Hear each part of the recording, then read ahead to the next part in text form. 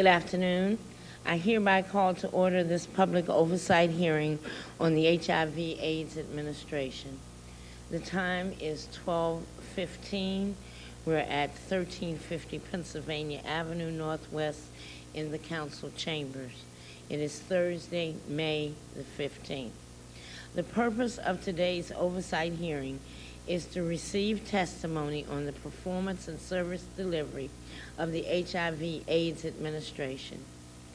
I would like to use today's hearing as an opportunity to address concerns I have with HAR's delivery of services, grant process, and overall financial management, because I believe that there is room for improvement. Even though we haven't had an oversight hearing on the HIV/AIDS administration for some time, these issues are of continuous importance to me. In addition to my concerns, this is one of the rare instances in which 4 of my colleagues also specifically requested this oversight hearing on HIV and AIDS administration at the Department of Health's fiscal year 2004 budget hearing this past April. The District of Columbia has one of the highest HIV/AIDS infection rates in the country. HIV is not just a problem in the ward I represent, but is a citywide problem that touches us all. The district has been fortunate to get many highly qualified people to help provide services to HIV-infected persons in the District of Columbia over the years, usually through nonprofit organizations. We need to be sure that the manner in which grant funds are awarded and paid will help encourage the best nonprofit groups to come to the District of Columbia instead of pushing them away. Over the past several weeks, I have also heard stories about personnel issues and grant management problems that are allegedly occurring at HAR. I won't go into details with that. What I have heard at this of what I've heard at this time, because I believe that many of my concerns will be raised by our public witnesses who will be testifying here today. When it comes to the clients and the mission of HAR, we can all agree that everyone's goal should be to help these individuals who are dealing with a difficult situation to live longer, healthier, and more productive lives. I hope that by the conclusion of today's hearing, we will have identified how we all can begin working cooperatively to achieve this goal. That concludes my opening remarks. I've been joined by my colleague, Mr. David Catania, at large, and I would like to ask Mr. Catania if he has any opening remarks. Thank you, Madam Chairman. I look forward to the hearing today and the testimony that we will receive. And I look forward, Madam Chairman, to this hearing being the beginning and a resumption. The last few years, we've had a number of health care challenges that have frankly been beyond this committee's control, that have consumed its time, including the Control Board and Mayor's efforts to close D.C. General Hospital and the subsequent D.C. Healthcare Alliance, and so many other issues that have consumed our time, Madam Chairman. I want to go on record as asking that, based on what we hear today and at the conclusion of today's hearing, I think, frankly, this work is beyond the scope of this committee's resources to investigate and to audit the Ryan White expenditures, Madam Chairman. And what I don't want to have happen is just, a hearing where it was a he said, she said episode.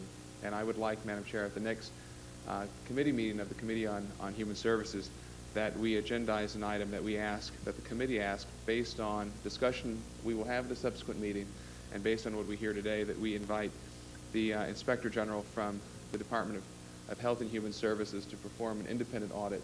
Not necessarily, and I'm not suggesting that that be a criminal audit, Madam Chairman, but an audit that is a thorough, fair audit of these expenditures, so that we will know once and for all, beyond a he said, she said, beyond the resources of this committee, beyond the resources of this council, a thorough professional audit, Madam Chair, so we will know exactly where these dollars are going. I would like to ask in advance that we agendize that as part of our next Human Services hearing, and that it be a resolution that comes from this body. Mr. Catania, I'm hoping that the IG's report will be ready by the next time. He has already started the investigation. The IG has already gone into the administration, looking at the funding, looking at how the grants are done. That is already in place. The report should be coming back within the next few days, and so we will be able to bring that to the meeting, but it should be Sorry, back Madam in Chair, that I'd time. like to, I'm sorry, I wasn't clear enough. I'm not meaning the city's Inspector General. I mean the Federal Inspector General. I mean the Inspector General with the U.S. Department of Health and Human Services, Madam Chair. I'm not talking about, I believe that our own Inspector General has been so compromised. This council has voted on several occasions, one time unanimously of no confidence. The fact that the Inspector General has really taken a frolic and detour on so many investigations. I have no confidence in his investigations. I have no confidence in him personally. That is not to say I don't have confidence in his entire office or all of his employees. That's not what I'm saying. But I have no confidence in the Inspector General. And so that's why, Madam Chair, I would ask that we, the committee, specifically refer the matter to the Federal Inspector General for the Department of Housing, or Department of Health and Human Services. Thank you, Madam Chair. Thank you, Mr. Catania. We'll give her an opportunity to have a seat, but we're being joined by Councilmember Carol Swartz, and see if she has any opening remarks. Well, first of all, Madam Chair, I want to thank you for holding this hearing in such a timely fashion. I was one of those members who did request that we have this hearing, and I want to thank you for being willing to accommodate the request of myself and other council members, and including members of the committee. And you've, I think, just shown outstanding leadership for us in this committee and in this area, and I am pleased to be here today. I have many questions to ask as we proceed through the hearing, but I have no further opening statement at this time. Thank you. Thank you very much. There is someone in the audience today who needs an interpreter, and is the interpreter available? So would you come out and identify yourself, and then then the person can come forth.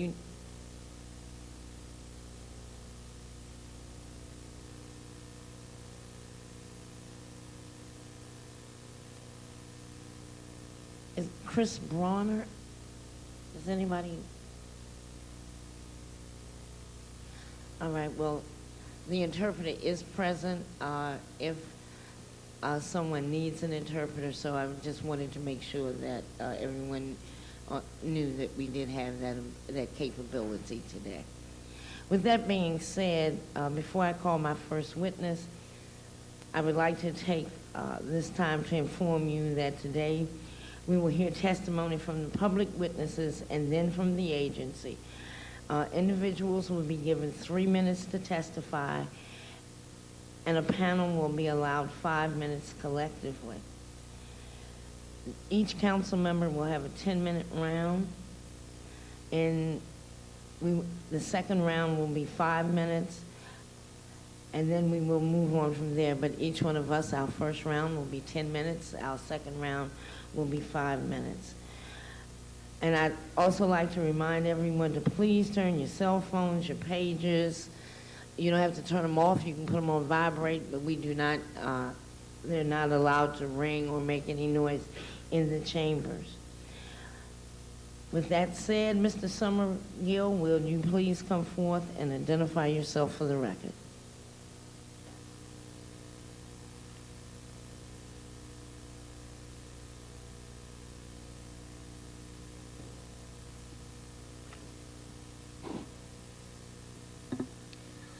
Chairman Allen, members of the council, and fellow residents, good afternoon. My name is Bob Summersgill. I'm the treasurer and the immediate past president of the Gay and Lesbian Activist Alliance of Washington, D.C., with the oldest continually active gay rights organization in the country. We're pleased to be able to testify today on the performance of the HIV/AIDS administration. Unfortunately, we don't have anything positive to say. If HAA is being run for the public good, HAA's management has done all they can to dissuade us and the public of their good intentions. HAA lacks basic openness that we should have from any government agency. 3 years ago, GLAA was told by numerous AIDS service organizations that not all of HAA's federal funds could be accounted for. HAA initially would not respond to GLAA's questions about how the money was being spent. We made a formal Freedom of Information Act request and received partial information over a period of 9 months, prompted by numerous press accounts, testimony, and letters. HAA did everything possible to keep from divulging which organizations received funds and what those funds were for. GLA even discussed suing HAA for violating FOIA, but eventually they grudgingly complied. However, when we testified before the council using information provided by HAA, they denied the accuracy of the information. Consequently, we doubt that HAA has in fact complied with the law, and we are left to wonder why they would withhold or deliberately distort information about grants that otherwise should be something to brag about. A subsequent FOIA request for basic information about HAA staff was also late, incomplete, and inaccurate. The information was delivered only in order to meet a journalist's deadline. However, even at that, they failed. AIDS service organizations regularly report that they haven't been able to receive funding for contracts, and a few have told us that they are in jeopardy of cutting staff and eliminating desperately needed services. One instance, which you'll certainly hear more of today, has resulted in cutting of funds to Building Futures after HAA indicated that contracts would be continued. 78 people with AIDS were left 3 months behind in the rent, facing eviction, solely due to incompetence or worse at HAA. HAA's management has been negligent in the Washington Teachers Union $5 million embezzlement scheme. HAA officials failed to notice that Michael Martin and Errol Alderman were running a business out of their D.C. government offices using government computers and fax machines. Martin was chief of operations, so his activities should have been obvious to the top levels of HAA management. Even after an FBI raid of Martin's HAA office and made it unmistakable that Martin and Alderman were using their office computers and fax machines for business, HAA took no action against them.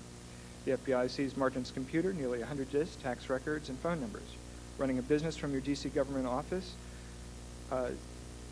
should be grounds for immediate termination for cause. Administrative leave pending investigation would be a minimal but acceptable response. But as this was not done, Martin and Alderman were clearly being protected by HAA management. That protection could only have occurred with HAA Director Ron Lewis's approval. The business, Expressions Unlimited, was found by the American Federation of Teachers Audit to have charged $483,543 to the WTU, but the union was unable to determine what, if anything, the business provided. Martin has since confessed that the business was strictly a criminal enterprise to help embezzle money from the WTU. The FBI and federal prosecutors subsequently confirmed the lack of a legitimate business purpose. Despite the evidence that Martin was part of a criminal conspiracy, HAA took no action and left Martin, chief of operations, in control of HAA's credit card. AIDS service organizations that's up my order. It was only when Martin decided to quit his job and plead guilty to the conspiracy to launder money that his time with HAA came to an end. Your time is up. It's time for a regime change at HAA. There are serious problems that can only be fixed by removing the top leadership.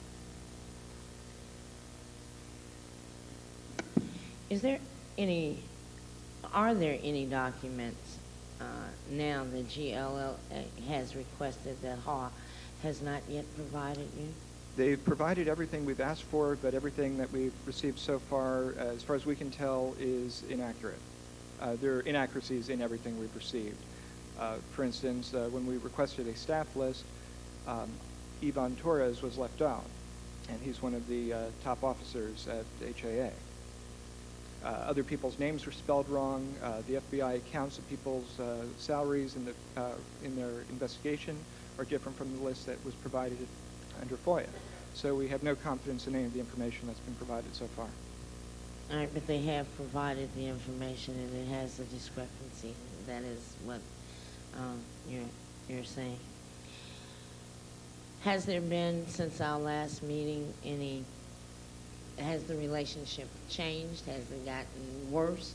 Has it gotten better since the last time you were here before us at their budget hearing? HAA does not talk to us. They don't talk to you at all? Not unless we go through FOIA. All right. Oh, they said, a number of people said hello today, and some staff have talked to us privately about various problems and morale problems and what they allege to be illegal activities, but since we don't have a smoking gun, we didn't include that in our testimony. Does GLA, forgive me, do you have any contracts with HAW? No, we don't have any government contracts at all. We're completely member-based. Our funding is completely member-based. And can you tell the people who are watching us what your functions, what your organization's functions are? We're a nonpartisan activist group for the betterment of gay and lesbian, the rights of gay and lesbian people in D.C. And since most of our legislative goals have been achieved, we now largely serve as a watchdog organization of government agencies. Thank you very much. I have no other questions. Mr. Catania? Thank you, Madam Chairman. Mr. Summersgill, I'm interested in your relationship with the administrators at the HIV/AIDS Administration. How often do you attempt a contact to have your issues addressed? We haven't talked to them in some time. And why not? Because our experience over the last 3 years has been so frustrating. They simply don't respond in a timely manner or with accurate information. So it's become pointless to continue to talk to the top leadership. I mean, do you support the notion of having an outside auditor look at Absolutely. where these funds are going? I believe it's long overdue. Right. You know, and I don't think, frankly, the leadership of HAA, provided everything has been done, you know, according to the book, should have anything to fear from an outside audit. The reason I would like, Madam Chair, and as I mentioned, the federal auditor to take a look at this, or the federal inspector general and his audit shop to take a look at this is, one, the lack of confidence we have in our own inspector general. It seems like they get around to issues when it's convenient for them and not, there's no sense of urgency, frankly, in the shop. And I also doubt the judgment. I think the office is more interested in vendettas than it is, you know, seeking the truth. Mr. Summersgill, what, if you had 3 recommendations that you would like this committee to, three impressions or three things you'd like this committee to leave with, what would they be? The HAA management, starting with Ron Lewis, have to be removed. New management has to be put in place so the organization can begin again. The books have to become open and public. All the information about grants and how they're funded should be put on their website so that that information is readily available and we don't have to go through FOIA requests for that basic information. And a thorough audit needs to be done to find out where money has gone. Okay, thank you very much. Thank you, Madam Chair. Before Councilmember Swartz asks her questions, I'm not sure if Mr. Buford is going to be able to get here today. And before you leave the table, I'd like to read his statement that he may come, but in case he doesn't, I'd like to read his statement into the record before you leave the table. And then Mrs. Swartz will ask you her questions. Committee on Human Services, Council of the District of Columbia, Public Oversight Hearing, HIV/AIDS Administration. This is a statement of James A. Buford, the Director of the Department of Health. Good afternoon, Chairman Allen and members of the Committee on Human Services. I am pleased to have an opportunity to briefly address this body with a few introductory comments. I am joined today by Ronald Lewis, Senior Deputy Director for HIV/AIDS Administration. Before we proceed with this important business of today, I would like to inform you of the restructuring management changes that are being made in the Department of Health. Since taking on the responsibility of director, members of my management team and I have been involved in assessing various functions within the department and initiating some management changes. Though the process continues, I would like to inform you of one of those restructuring decisions that relate to today's roundtable. As you know, HIV/AIDS Administration provides very important programs and services to residents of the District of Columbia. These services include a variety of prevention, intervention, and support activities. For the last few years, the leadership of the program has been divided. Mr. Ronald Lewis has provided leadership for this program and as well as for health promotions, maternal and family health, nutrition, and school health services. He has done an exemplary job. However, it is important that this critical program receive permanent full-time leadership. Mr. Lewis has a background which repeals which repeal and is filled with experience that more than adequately equip him to provide outstanding leadership in many areas. He has been involved in public administration, financial management, and program and policy development. Specifically, he has served as the budget director for the District of Columbia and as deputy commissioner for the Commission on Healthcare Finance. As a result of these many and varied experiences, I have asked Mr. Lewis to serve as the Chief Operating Officer. He has accepted.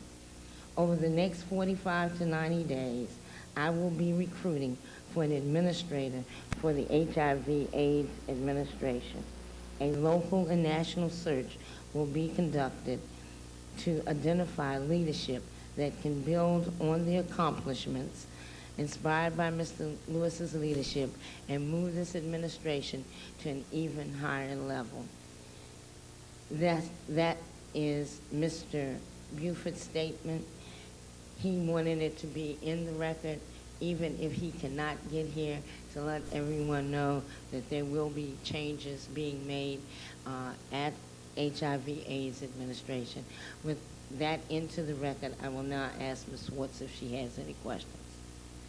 Well, Madam Chair, I'm glad to have that bit of information which you shared with me right before you read the letter, but I can assure you that's not going to take the wind out of this girl's sails. And this is one thing that is really bothersome. I remember I scheduled back in the fall a hearing on a real smelly contract where we were buying an impoundment lot for $12.5 million from a developer who 4 years earlier had paid $1.5 million for that same lot in Prince George's County. And that was presented to this council as emergency legislation. We were supposed to just vote that baby out, giving that nice developer, very rich developer, $11 million profit, just like that. And at the same time, we were kind of giving away a nice piece of our property on Massachusetts Avenue, 5th and Massachusetts Avenue Northwest, and all these on sole-source, non-competitive bid ways. We were giving him a very valuable piece of our property right downtown, right near the MCI Center, for nothing, basically nothing, a couple $100,000, $350,000 to be exact. Property that's worth far, far more than that. And interestingly enough, when I held a hearing on it and did a joint hearing with Mr. Graham, property management, and right before our hearing, the mayor withdrew that smelly deal.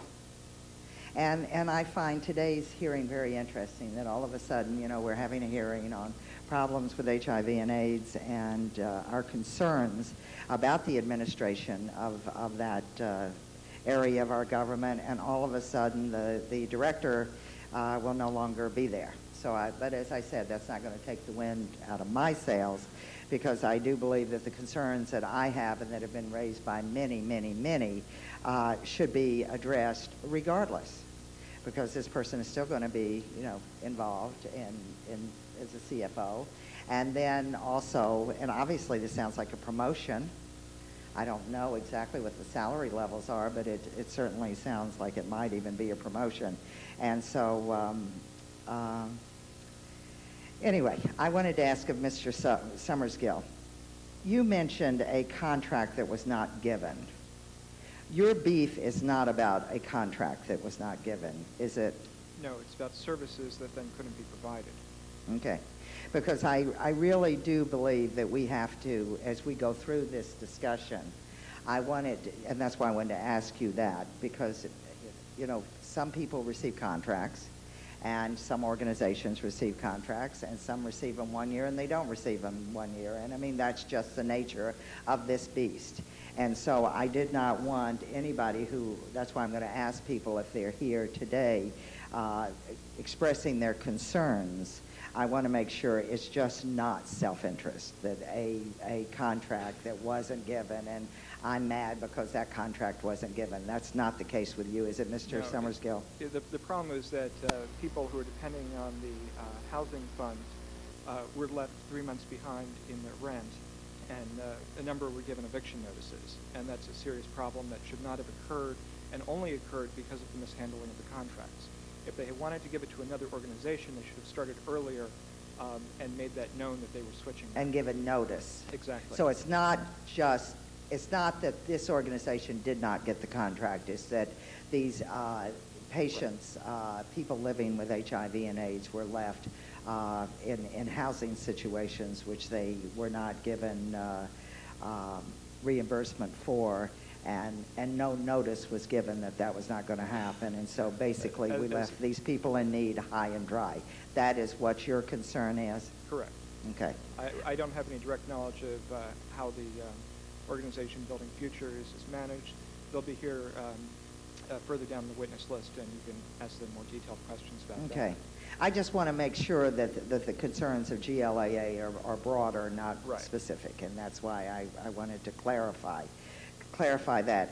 Do you know for a fact that Mr. Martin, even though he was investigated for criminal activity, do you know for certain that he still was able to use the credit card of this office? This is what we have been told by staff at HIA. Okay.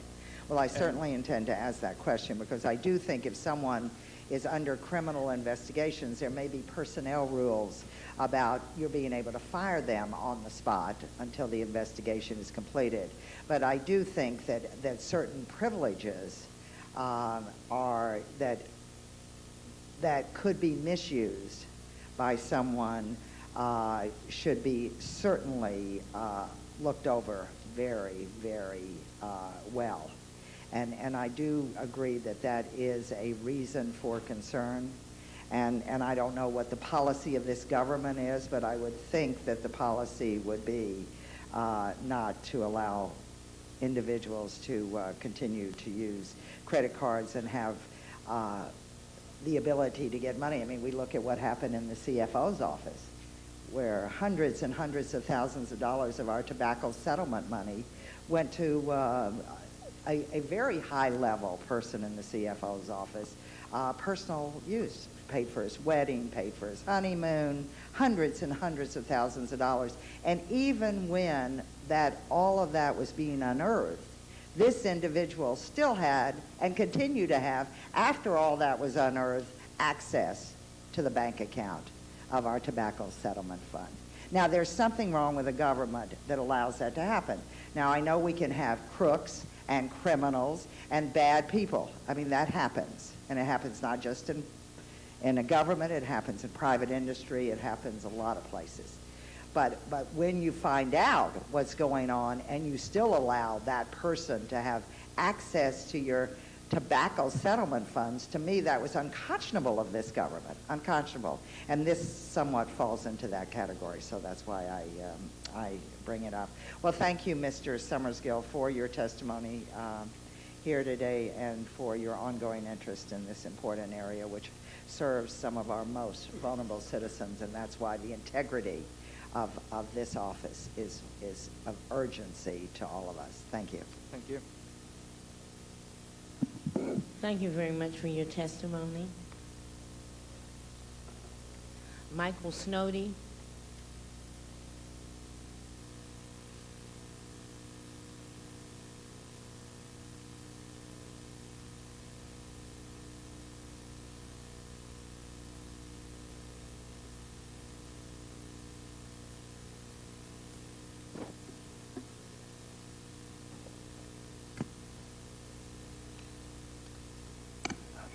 Good afternoon. Please identify yourself for the record and begin your testimony.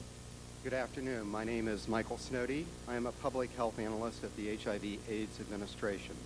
I appreciate the opportunity to testify before you today, and I invoke the rights and protections afforded me as a district employee under the D.C. Whistleblower Statute, D.C. Code Title 1-615.51 through 615.59. The person sitting beside me is Mindy Daniels, my attorney, and I asked her to accompany me today. I've been employed at HA for 5 years. Last year, I received an outstanding employee evaluation. Given today's time constraints, I will briefly outline several areas that I believe evidences, among other things, gross mismanagement and abuse of authority within HA. There is a culture of intimidation and fear of retaliation against staff at HA by senior management.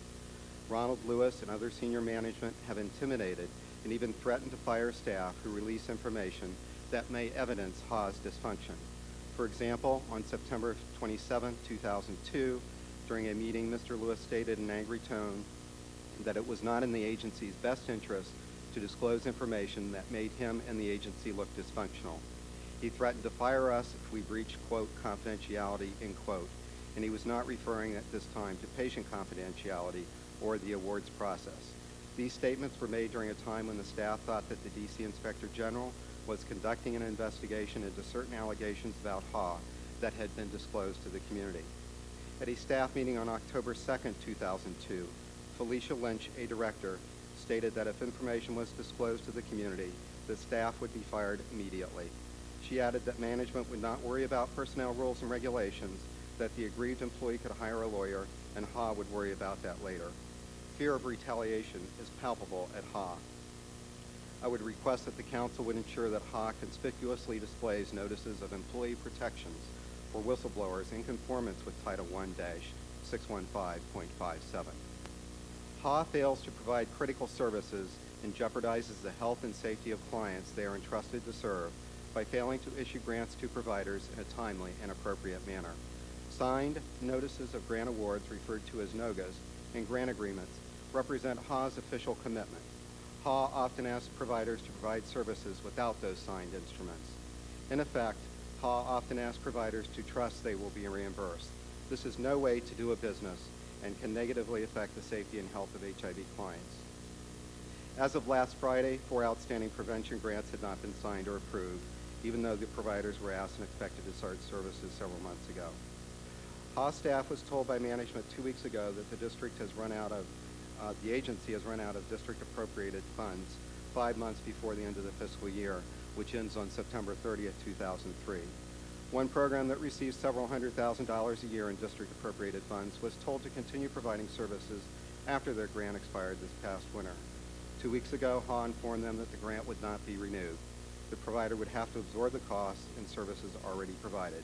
The council may want to investigate where HA's district appropriated funds have gone and how HA will survive the next 5 months. Management at HA also breeds a culture of retaliation against providers of services to people living with HIV who are critical of HA. For example, in the spring of 2000, the executive director of Building Futures publicly criticized HA at a Ryan White Planning Council meeting. Shortly thereafter, HA requested a financial audit of Building Futures. The audit came out clean. A few months later, HA rebid a Building Futures grant and ultimately awarded monies to a different provider whose score was about 20 points lower than Building Futures. A deputy director of Mr. Lewis has expressed an intent to punish any provider that criticized HA. Several providers have confided in me that as a result of what happened to Building Futures, they would not speak against HA out of concern for their organization and fear of retaliation. Thank you for your time. As you can imagine, it took a lot of courage for me to come here today. Thank you very much for your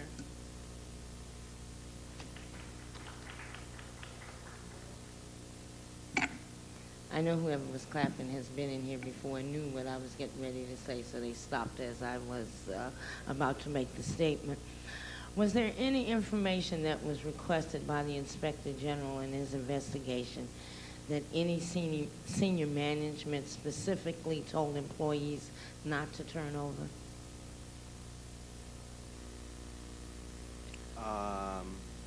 Any specific information that you were told not to release? Not that I'm aware of. However, after the mayor announced his fiscal audit in January, HA had a divisional staff meetings the following Monday.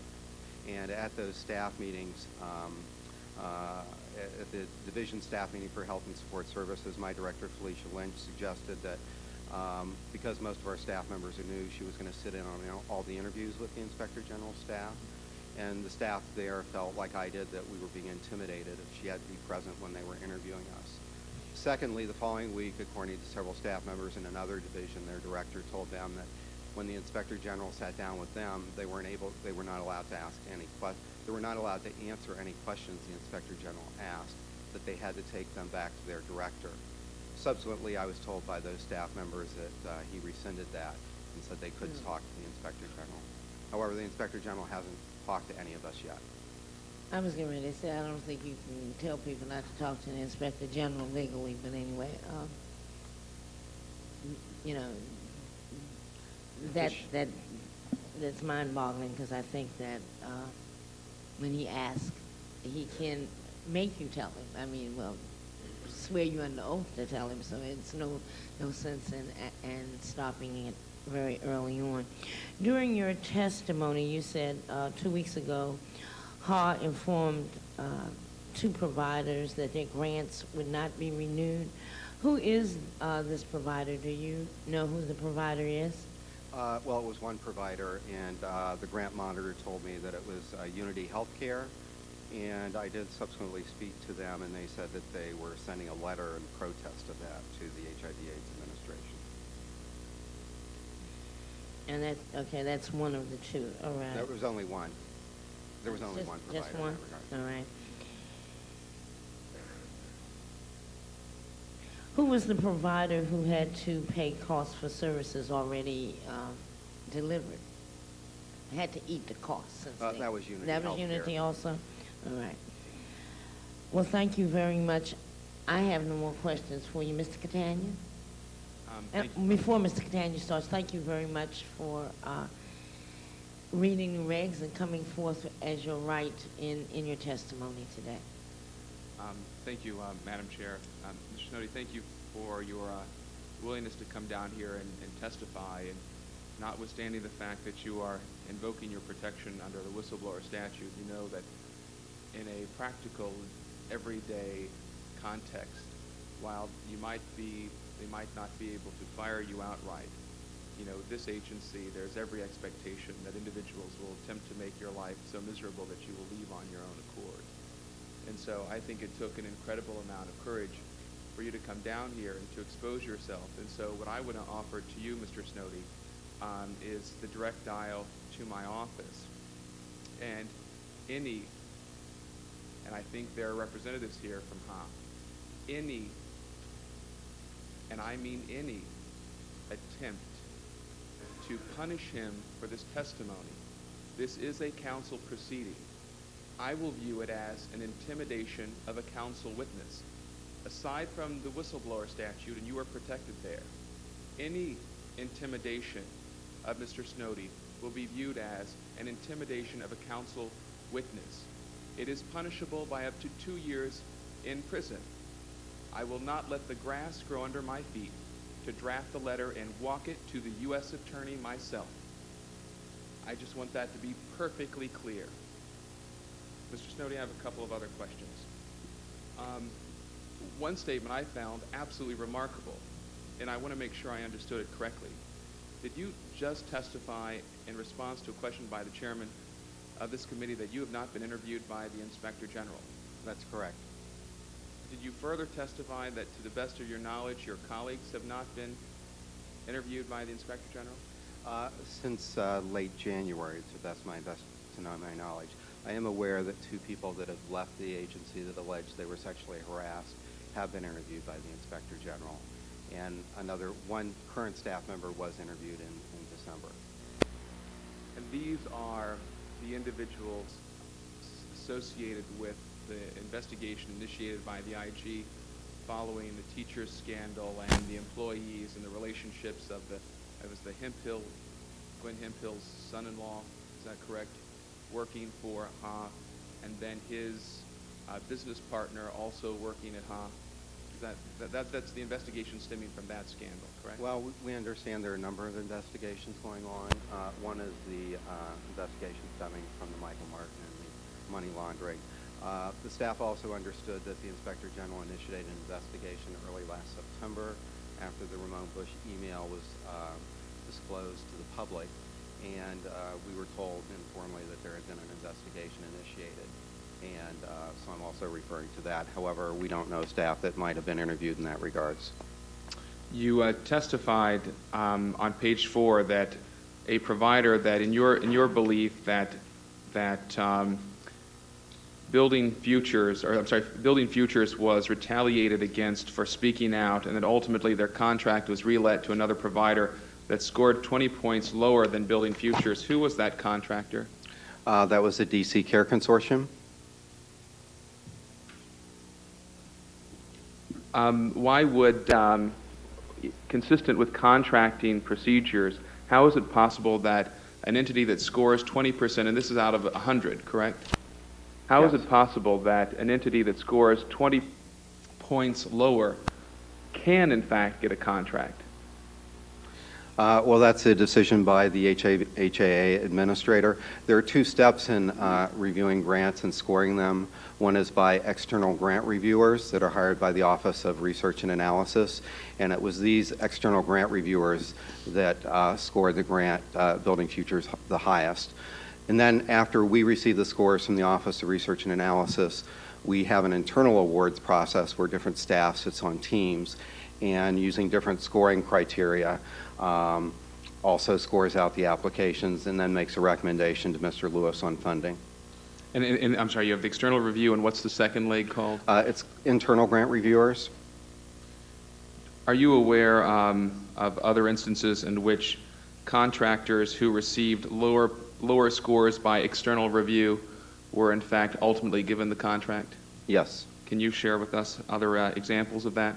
It's my understanding that a year ago, 2001, in the spring, HA had let out an RFA for a gatekeeper program, which is a central nonprofit agency where all individuals living with HIV and AIDS that need housing go through them, and then they're a gatekeeper to refer them out to appropriate housing.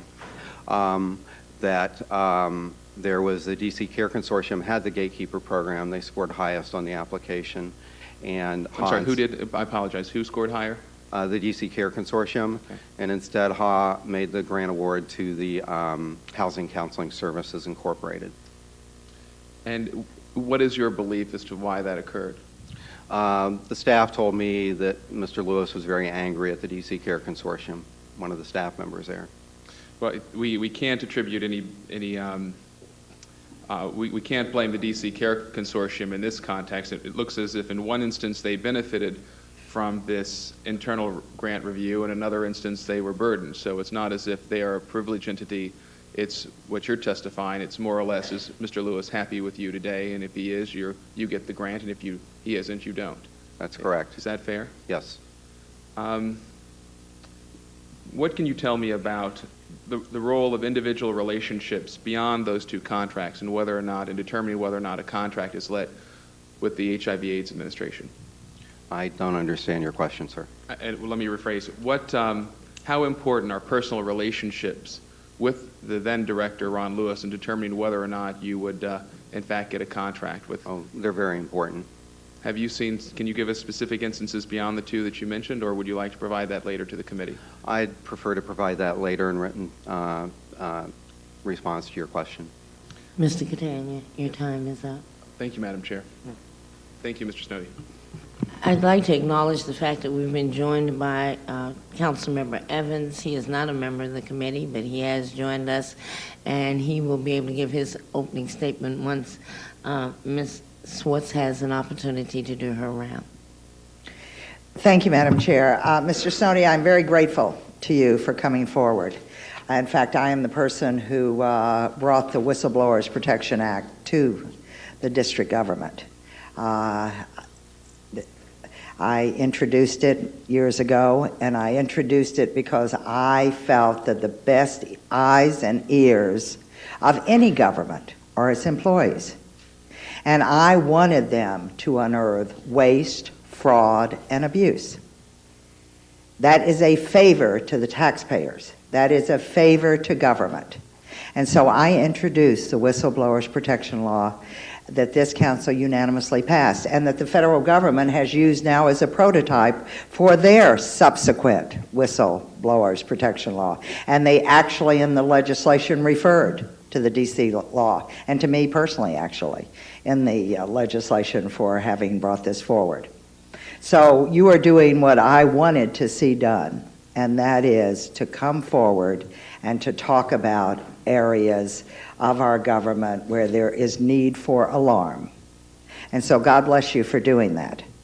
And I urge all employees to do the same.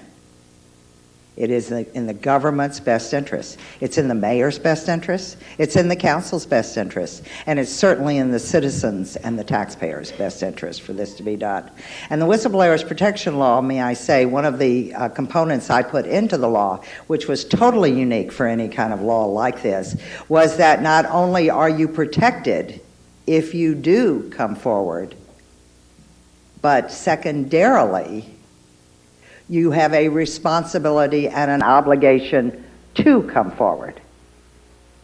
So it's really a mandate that you come forward. If you are aware of waste, fraud, and abuse, you are breaking the law if you don't come forward.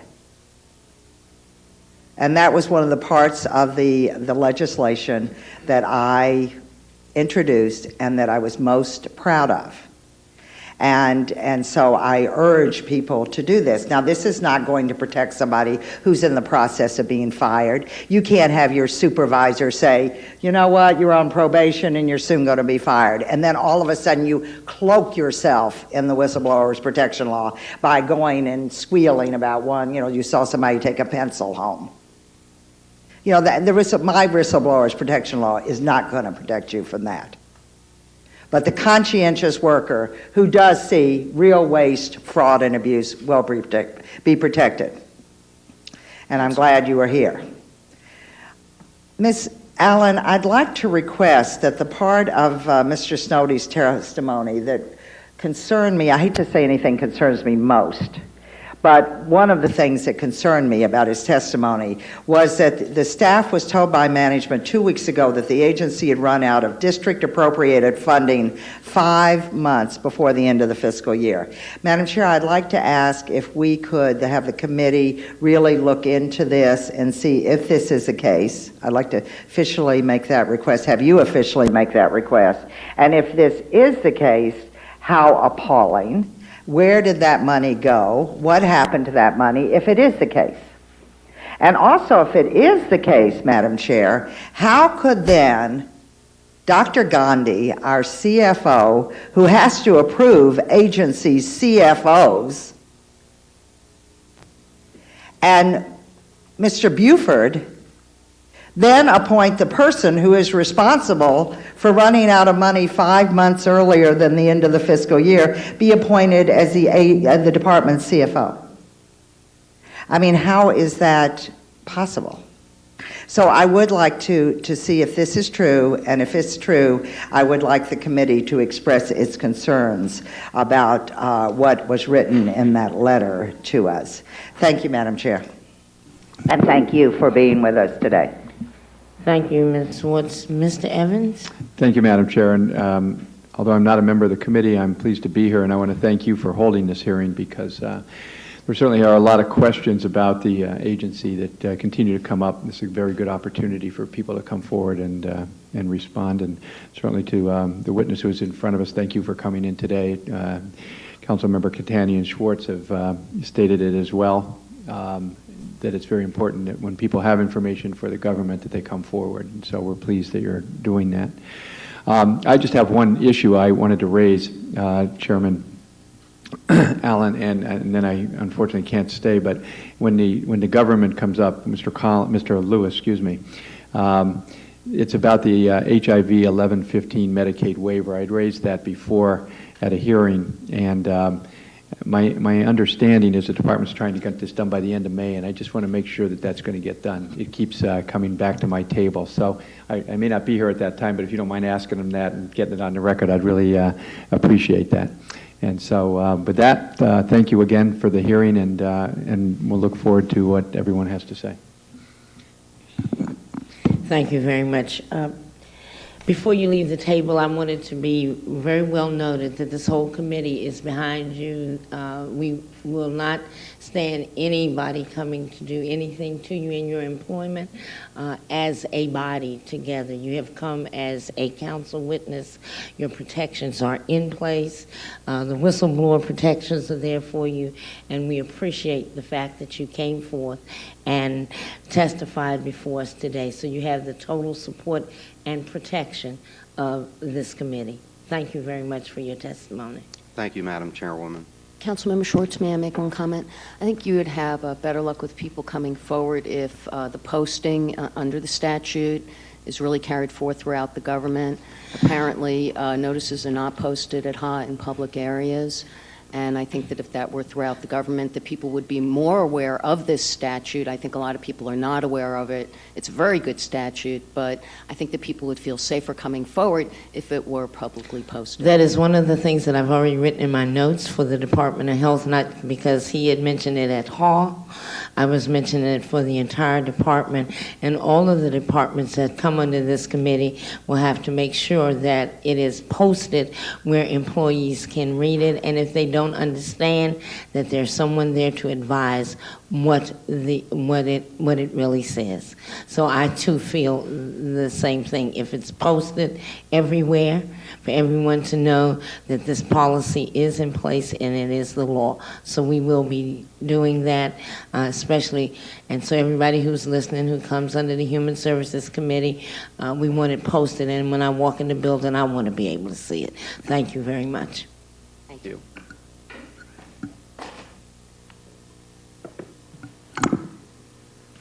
Miss Anita Shelton.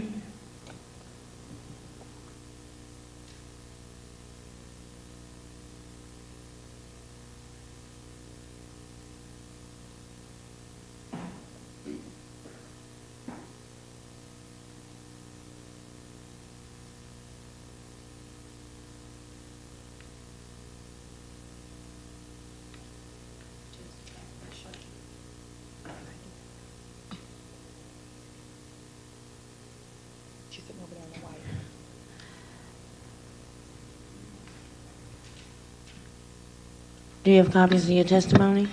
Yes, the young lady over there has the copies of the testimony in her brown folder. Madam Chair, if I could, while you're getting your photos, I misspoke before, and I thought I did, and I wanted to double check the letter from Mr. Buford, because you had just read that and we didn't have copies. Actually, Mr. Lewis is going to be the Chief Operating Officer for the Department of Health. Therefore, obviously, the Chief Financial Officer, Dr. Gandhi, was not involved in that. So I wanted to make sure I clarified the record.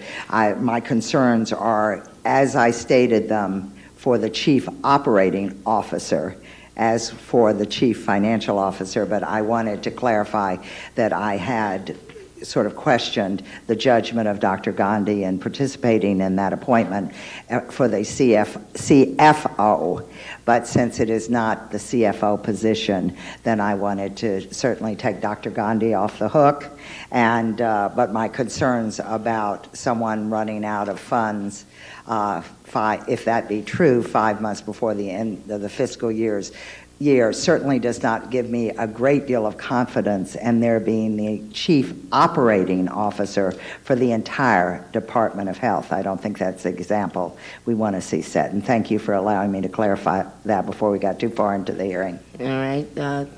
Would you please identify yourself for the record? Because I know you're not Ms. Shelton, so would you please give your name and identify yourself for the record?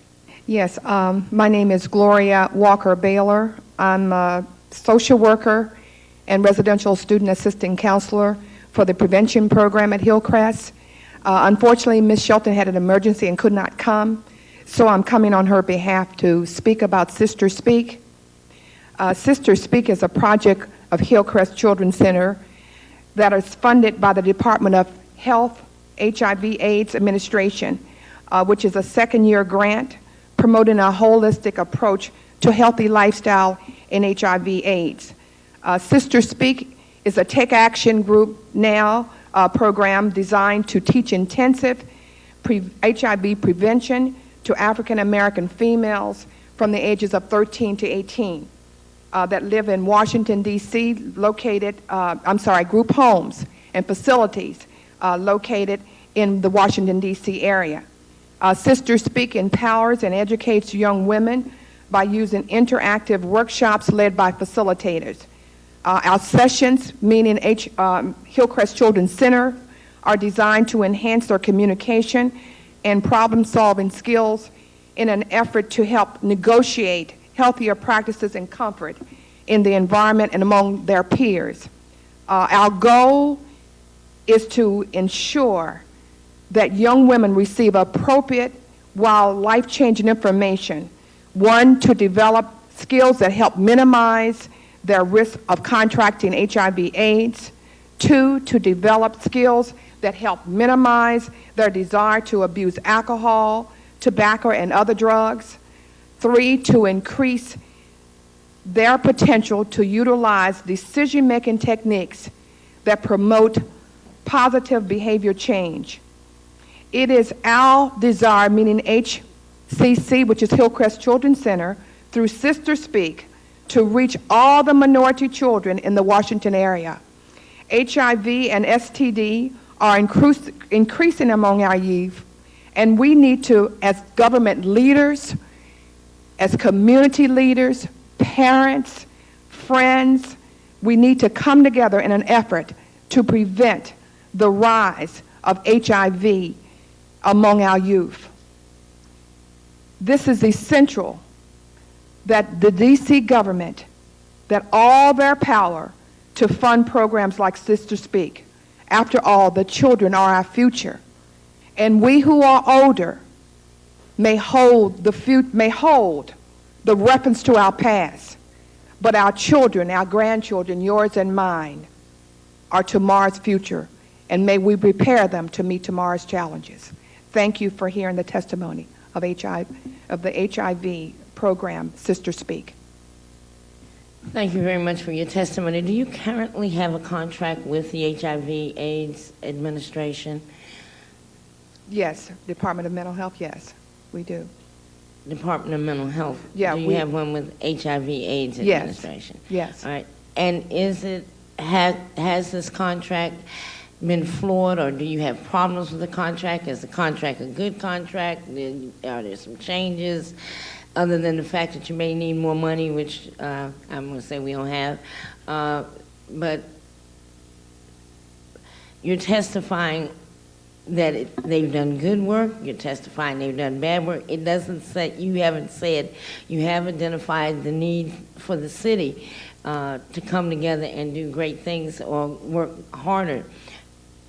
And so I'm kind of lost, because I don't know whether this was a pro, whether it was con, whether or not it was just a statement for sister. So help me understand just a little bit.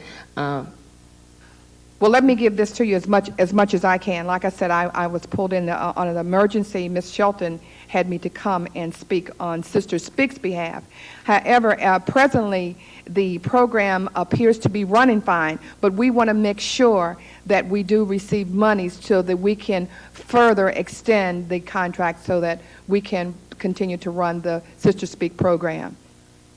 All right, thank you. I don't know whether it really answers your No, it question, doesn't, but it's okay. Since you're setting in for Ms. Shelton, I won't go further into it, because there are many questions I could ask, but that would be unfair to you since you got called in on an emergency. Yes. So I will ask that Ms. Shelton or other members of the board or the coalition, however Sister Speaks is structured, would have a conversation with me about their contracts, whether they're contracts or grants, because a lot of times there's a confusion of whether the person got a grant, whether the person got a contract. So I understand, and I really can't speak thoroughly to that. That's what I'm saying. So I would like to talk to Ms. Shelton. To Ms. Shelton and other persons who are working with this program.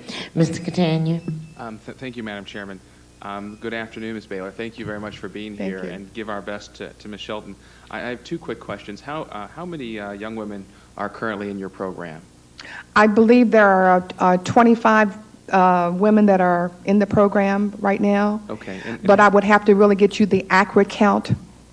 And what is your capacity in terms of the young women you can mentor and can educate in your program? I'm sorry, I don't really understand the question. How many, if money were not an object, how many could you serve in your program?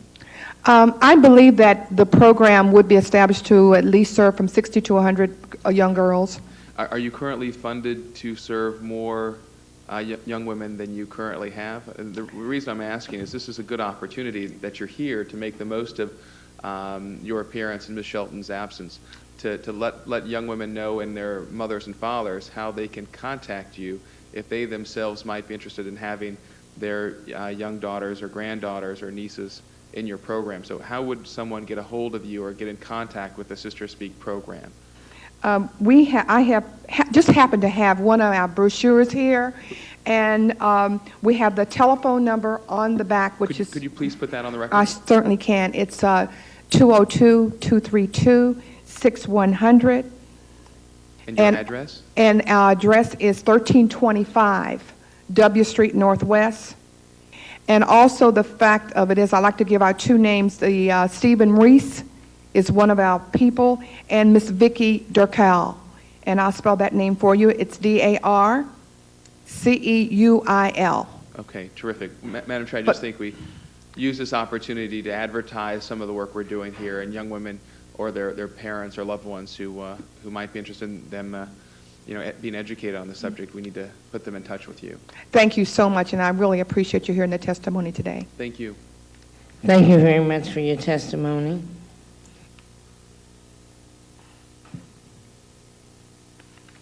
And share.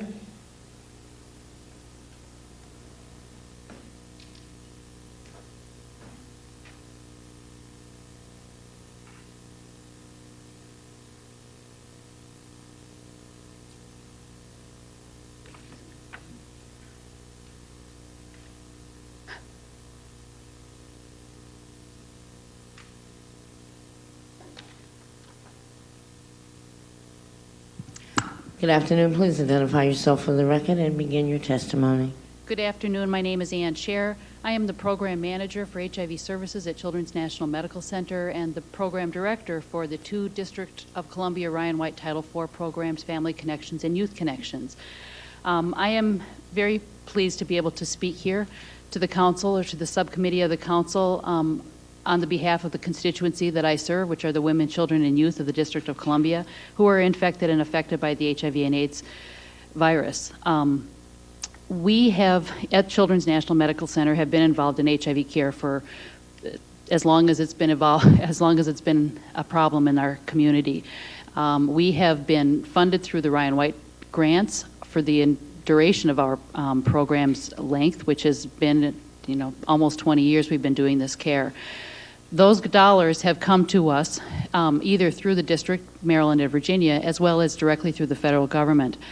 HIV services at Children's has grown over the years to be inclusive of about 400 children that we provide care to and their families.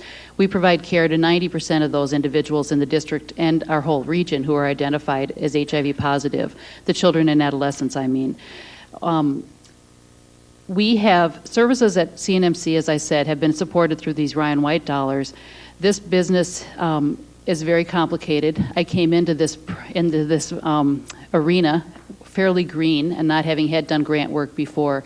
The HIV and AIDS Administration has done a very laudable job, I would say, in helping me to learn the jobs that I needed to do in terms of working with the city and the different funding sources. Over the years, this trust that has developed between Children's National Medical Center and the HIV and AIDS Administration has blossomed into a collaboration that's really moved our efforts at an unprecedented level. We have initiated partnerships to reduce perinatal transmission, for instance, that is something that we have now been able to represent across the country as a relationship between a community agency and the government, the city government, that has moved efforts greatly in terms of helping to reduce perinatal transmission and helping to move the women and children who are affected by the virus into care much quicker. This partnership has facilitated increased exposure of the greater HIV community to the special issues of parents, children, and youth. I am a member of the DC Planning Council and represent those constituencies in that body. I have found that the HIV and AIDS Administration staff over the years have increasingly been concerned about children and families and how we can address the issues of this piece of our population in the midst of the HIV epidemic in this city, which to the great extent affects individual adults. And we all recognize that, and yet the issues of children and families are right up there. I'm very pleased to be able to work with the HIV and AIDS Administration and the work that they have done to help to move the issues of these constituencies up closer to the top of the pile in terms of the arenas that need to be addressed. There certainly are issues in terms of communication across any agency, within my own shop, at the hospital, across relationships between us and the community and the constituents in this city that have been challenging over time. And Your time is up. my time's up. And I appreciate the opportunity to speak on the behalf of the HIV and AIDS Administration and the work that we've done here together. Thank you very much. Thank you very much for your testimony. How many children and families did you say you were currently serving? At Children's Hospital, we serve 400 kids, either that are HIV positive or affected children as well who are born to HIV-infected women. And the prenatal transmission initiative, how has that worked? The perinatal transmission, what we're trying to do in the city is approach the reduction of perinatal transmission in several different areas.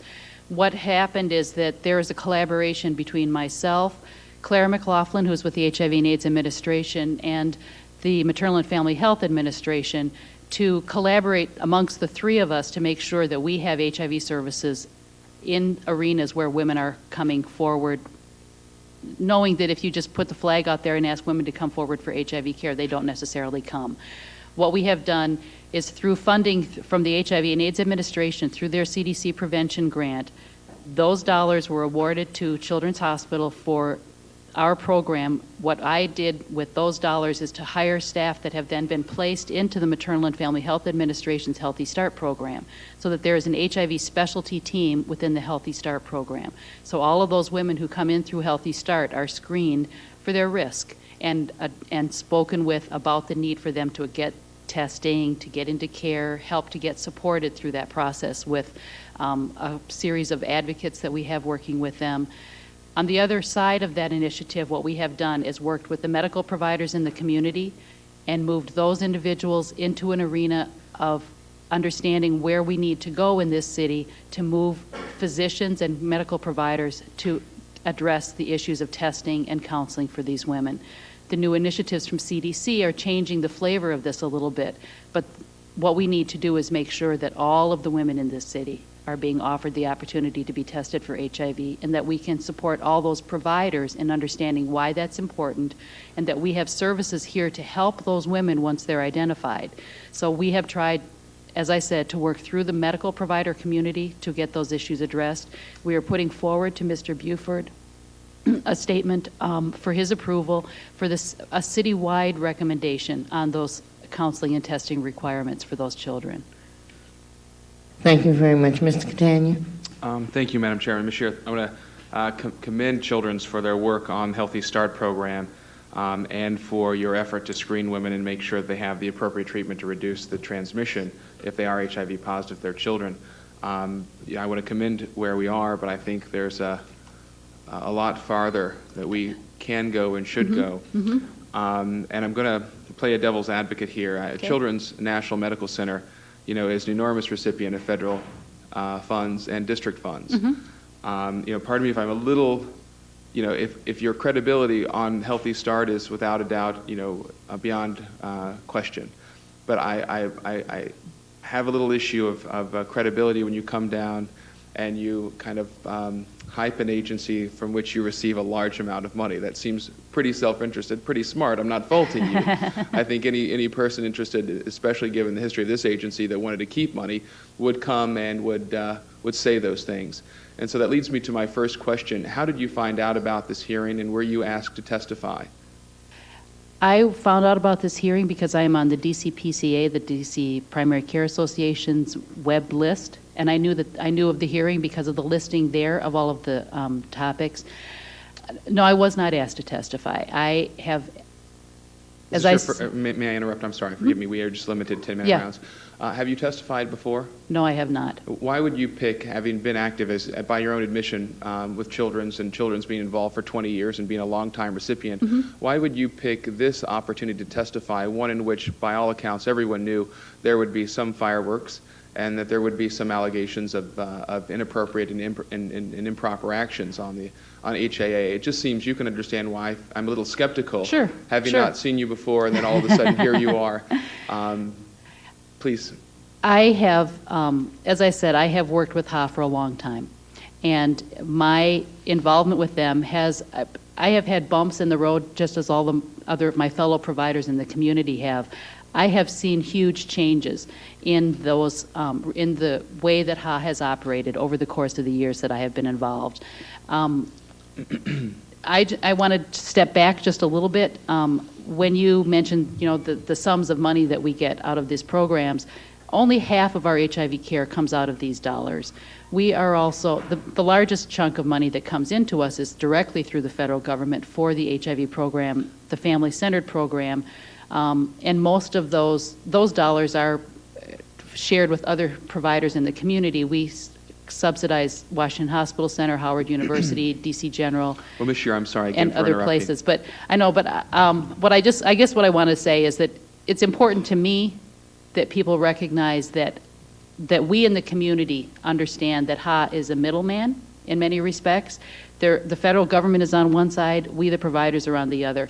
That HA gets caught in the middle because of that middleman role oftentimes. Well, I wasn't speaking, and again, I apologize for interrupting, That's but I okay. wasn't speaking simply of the Ryan White dollars that the Children's National Medical Center received from the District of Columbia. You might be aware that, depending on the time of day, it's either a 10, 11, or $13 million contract that Children's receives, having taken over the role of managing our school-based health when Right. the Public Benefit Corporation Sure. was abolished. Sure. Children's not only is the beneficiary of these Ryan White dollars, but 10 to $13 million, depending on the time of day, which I have to tell you is a heck of a number on a bottom line of a Sure. hospital that struggles. And so None of my dollars, none of the dollars that support the HIV program at Children's Hospital, well, I shouldn't say it that way.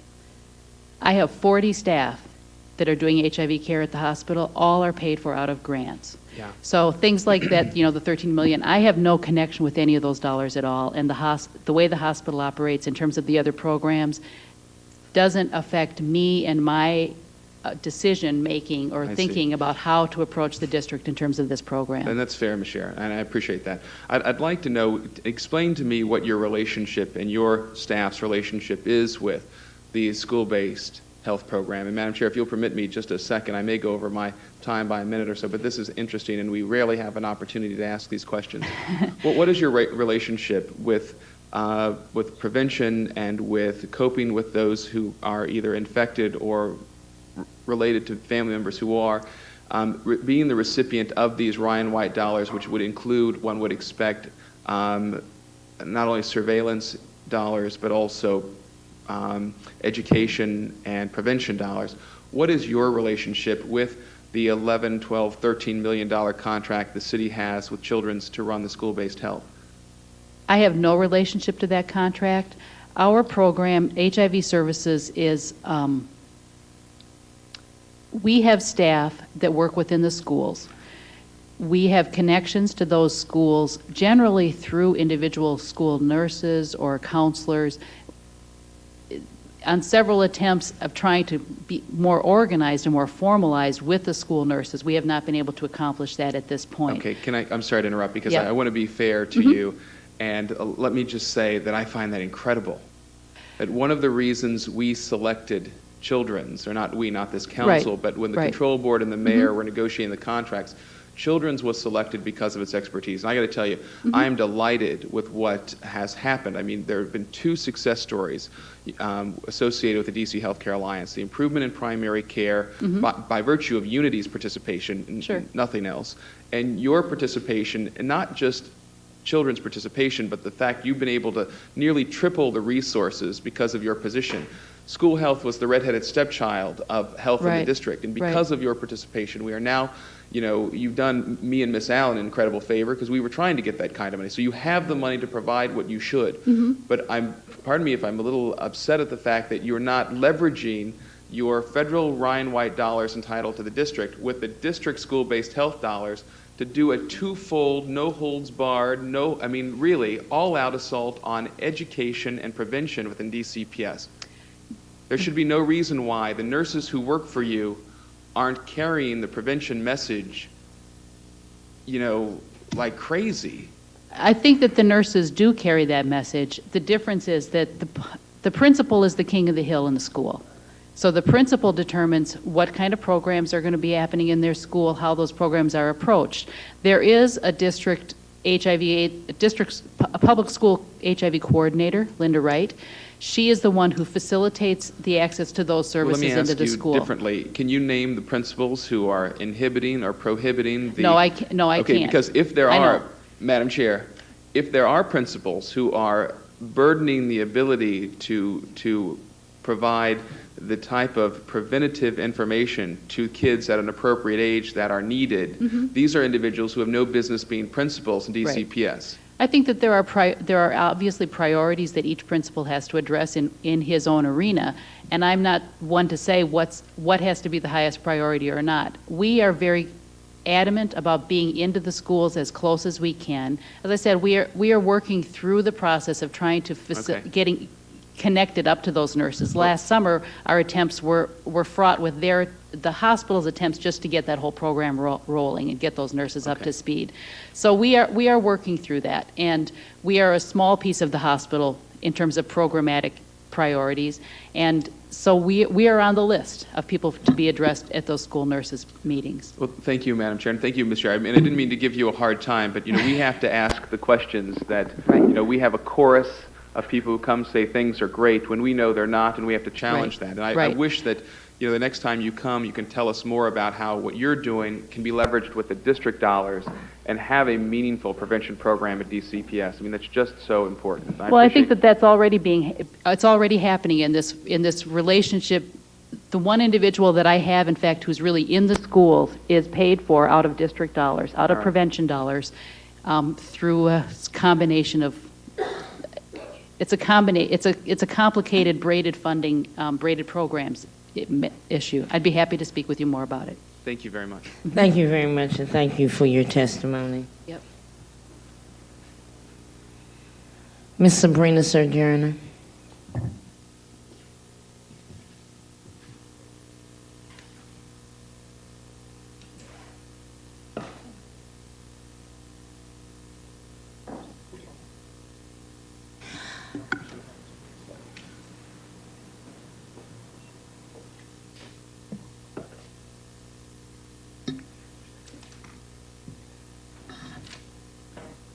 Good afternoon.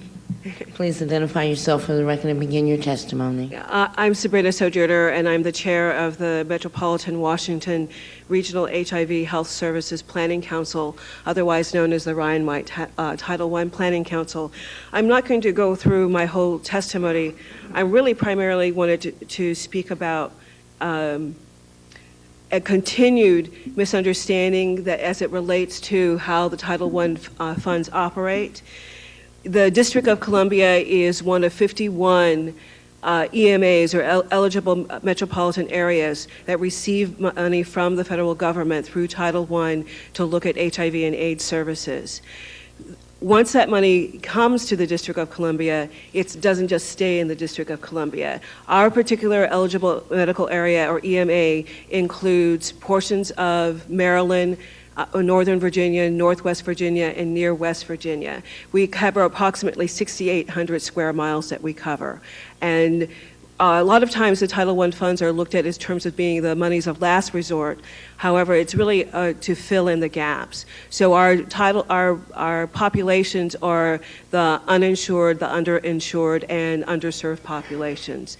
The money as it is dispersed with in 2002, the grant year that just ended, was approximately 59.5% went to DC, 23% went to Maryland, 16% to Virginia, and less than 1% went to Northwest Virginia. With the current grant year, that is changing, and the District of Columbia will actually dropped a little bit and will receive 57%. I'm on page 4 if you'd like to know what I'm reading. And Maryland has gone up to 25%. Virginia is at 16% still, and West Virginia is at 5%. The reason that this is important is because one of the things that keeps circulating is that the money is not being spent properly in terms of DC from Title I. Not all of the money from Title I goes to DC, and I think that's really, really important that that myth stop, because DC is getting its fair share and in terms of the money that is distributed. I think it's also important to note that the process of the Planning Council is completely open to the public. We come under the sunshine laws of the District of Columbia. We meet the third Thursday of every month, usually at the Halls of States, and if the meeting is changed, people can call the day of the meeting at the ES, who is our secretariat, to find out where the meeting's going to meet. And twice a year we have planning events. One is a day-to-day presentation that we had this past April, and then October is an actual planning event in which we invite the public also to come in and be part of our planning process and to learn more about how the EMA works. So those are the things I wanted to emphasize in terms of my presentation. Thank you very much. I think that does bring in some clarification, but I still don't believe that it is going to relieve some of the concerns that many have here on how the 51% or 57% that the district receives are actually dispersed. I understand that. May I add one other thing, and that is about our grant year, because I think that the misunderstanding about that led to almost a potential problem, and that our grant year runs counter to the fiscal year of the District of Columbia. Our grant year starts in March and ends in February, and that's very important to know. And our planning year actually starts in October and ends in September. All right, those are factors that will contribute to how the money is received in the district, right, and how the district can I think you need to talk to our CFO, though, because I don't think they quite understand how the grants come in and how the monies are. That person is next on my list. All right, I think that they need to be informed of how the monies come into the city, the time frames that they come into the city, whether they're yearly grants, whether they're carryover grants, because even during this budget cycle, when I saw some money in place that actually was a carryover, and because the money would not be coming until later, I took the money from HAW because it was money laying there, then it had a carryover for 3 years, and because there was no explanation, I took it to the committee as excess money, and took it out of the budget, but before everybody's hair grows up, we put it back. I understand that you put it back. We put it back, but because it was the way it was placed, it would give the appearance. Yes. And that's through the budgeting process that the city uses. It would give the appearance that that money was free. Right, and it's not. All right, well, I really don't have any questions. I want to thank you for giving us this information. Mr. Catania? Thank you, Ms. Allen, and Mr. Sojourner, thank you for testifying and for your many years of service to the Planning Council. And I want to make sure we're not quarreling with the Planning Council or the role that you've done, but what we do have we have substantial evidence that is not just this council's conjectures, but based on the year-end audits by our independent auditors with specific filings, and the single audit report is what they're called for the last fiscal year. Mm-hmm. And there are just scores of examples in which funds that the proper procedures are not being spent, funds are not being accounted for, funds cannot be accounted for, sub-grantees, et cetera. And so I think this would benefit you to know, and I would encourage you to get a hold of. It's called the Schedule of Findings and Questioned Costs for fiscal year 2002. It's the last year for which it's available, okay? I'll be glad to take a look at that. Let me read a few of them, just so you know, Sure. Madam Chair. I think it's important to put this on the record so people don't think we're inventing issues. These are issues that are the result of our independent KPMG auditor in conjunction with our CFO that have been raised, and they include the following. The Department of Health does not obligate and liquidate funds within the required timeframes. The HIV Care Formula grant budget period is April through March. All the funds for the grant must be obligated by March, and the obligations must be liquidated by June.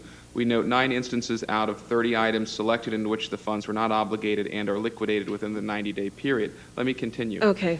The Department of Health is not in compliance with OMB Circular A87 for payroll costs charged to the HIV Care Formula Grant. Total payroll costs charged to the HIV Care Formula Grant for FY01 were $562,501. The HIV Care Formula Grant Program expenditures are not adequately documented. Again, the HIV Care Formula Grant Program expenditures are not adequately documented. A sample of 30 non-payroll transactions totaling $9.2 million was selected for test work. Supporting documentation could not be provided for 4 of the transactions totaling more than $300,000. Total non-payroll expenditures for 2001 HIV prevention grants were $10,700,000. The Department of Health does not obtain the certifications of suspension and debarment from the recipients or from vendors providing goods or services in excess of $100,000, certifying that they are eligible under federal regulations to provide goods and services. Certification could not be provided for 5 of 5 sub-recipients. The HIV/AIDS Administration is not in compliance with 2 of 6 earmarking requirements for the HIV Care Formula Grant, as the department did not monitor its compliance on a reoccurring basis throughout the year. The HIV/AIDS Administration is not in compliance with the sub-recipient monitoring requirement of the HIV Prevention Activities Grant. We tested 5 sub-recipients for evidence of sub-recipient monitoring and noted that annual site visits were not performed for 2 of the sub-recipients during fiscal year 2001. Again, Ms. Sojourner, this is the last year for which these dollars are, this information is available. $2.7 million was provided to sub-recipients. I mean, literally, I don't want to consume this hearing with the subject, but they go on and on and on and on. May I make just a quick comment? Because it seems to me that there's not a complete understanding, even by the auditor, about Ryan White funds. There are a total of 5 different streams of funds. There's Title 1, 2, 3, and 4, and Part F. Actually, there's 6. There's spins also.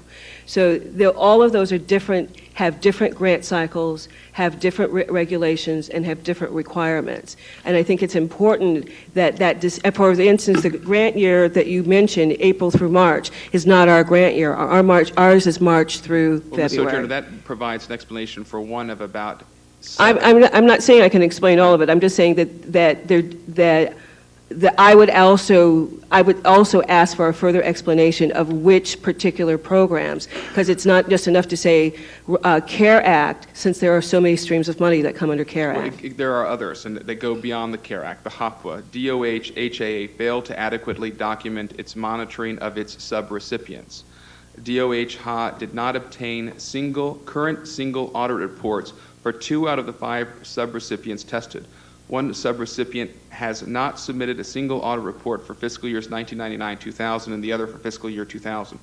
Further, we observed that no documentation was maintained to indicate that DOH monitored its sub-recipients on a regular basis through site visits, financial reviews, etc. Again, it paints the picture that no one is minding the store. And this is not this council's finding. This is the independent auditor, KPMG's review of single audits in the last fiscal year for which this information is available. So we need answers. And that's the purpose of this hearing today, and I hope that I can help with that. And again, I know this, I'm not directing this frustration with you, Ms. Sojourner. You have done an excellent job as the chairman of this planning council and have done this as a great public servant. because you care about the issue. And there's no quarrel between us. My issue is there are significantly unexplained issues, and it's not just my kind of, my Right. hunch. There's Right. substance here. Right. Okay. Okay. Great. Thank you. Thank you very much, Ms. Sojourner, for your testimony. Great. And thank you for the work that you do here in the city and in the region. Thank you.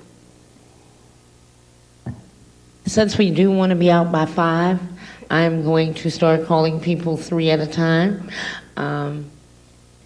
to the table.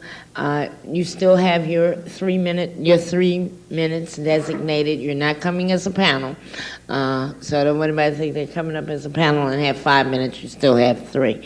Howard Newell, Vera Johnson, and Ron Nolly.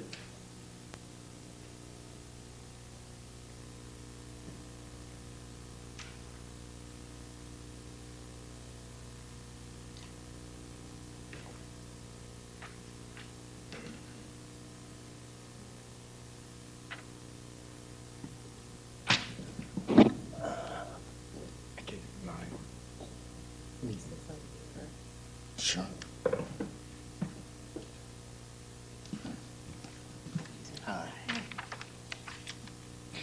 Good afternoon. Please identify yourself for the record. We will start with Mr. Newell. My name is Howard Newell. I'm with Reaching Inside for Self-Esteem Incorporated.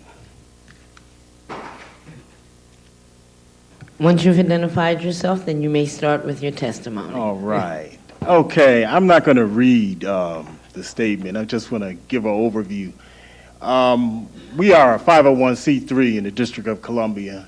We provide HIV/AIDS outreach prevention services in public housing communities in wards 6, 7, and 8, directed at African American women. We've been doing this since 2001. We are still providing these services in these same communities in 2003 fiscal year. We are receiving a grant from the Department of Health currently. Our interest here today is that we feel that a full picture needs to be presented about all the agencies. We're a nonprofit that receives a lot of money from the district government. In terms of our operating budget this year, we receive $331,000, and all of it is district government dollars through federal programs and what have you. We have a lot of experience since 1996 with different district government agencies. And we would just be on record to say the Department of Health, HIV/AIDS Administration has been one of our better experiences with the district government in terms of payment, in terms of training assistance, capacity development assistance. So we think the full picture needs to be presented. Our experience is not the full breadth of the organization, nor is that our concern. Our concern is with our constituency. We serve women in public housing communities who don't have access to health care, who are trapped by poverty, and who are trapped by HIV/AIDS, drug abuse, and a host of other social ills. And those women often aren't heard in these chambers and often aren't thought of when we gather here. So that's our concern, and that's our mission, and that's our commitment to serve that community. And this agency has assisted us in that effort. We've not had an easy process either in obtaining funding from the Department of Health. We submitted 5 grant applications before we received one. We went through a technical assistance process, and we were partnered with another HIV/AIDS partner, and we've moved forward. The amounts of money we receive from the agency are about a quarter of what our operating budgets are. But we're still here, and we're still fighting, and we're still challenging the city, and we're still trying to speak for a population that is often not heard. And our constituency remains those folks in public housing who still are not heard. So that's why we came out today to speak for them. We haven't been out much to the city council, but we're going to start coming out more. Thank you very much. You may now identify yourself for the record, and we're going to change the clock back, to your 3 minutes. Identify yourself and begin your testimony. Good afternoon. I'm Vera Johnson. I'm the Associate Director for Sasha Bruce Youth Work Incorporated. Sasha Bruce Youth Work is an organization that serves runaway and homeless youth, teen mothers and their babies, court-involved youth, and other high-risk youth in Washington, D.C. We began as a street work counseling program in 1974 and have developed 14 different programs, each of which were developed in response response to a gap in services to at-risk youth and their families. We provide residential facilities and outreach services to runaway, homeless, court-involved, and child welfare young people. Our services are comprehensive and include counseling, family support services, educational advocacy, and many group services which aim to redirect young people to a more productive adulthood. The youth we serve are 85% from Wards 6, 7, and 8.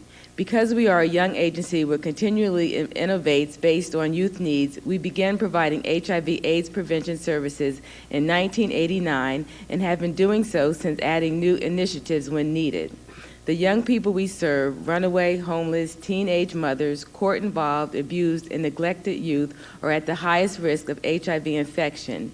We know because the rates of STDs in Wards 6, 7, and 8 have risen, indicating a higher rate of HIV sexual risk behaviors. We also know because of the more than 1,000 young people we serve through our various programs who are sexually active and prior to our intervention have unprotected sex. I am here to urge the highest support for prevention services to these high-risk young people.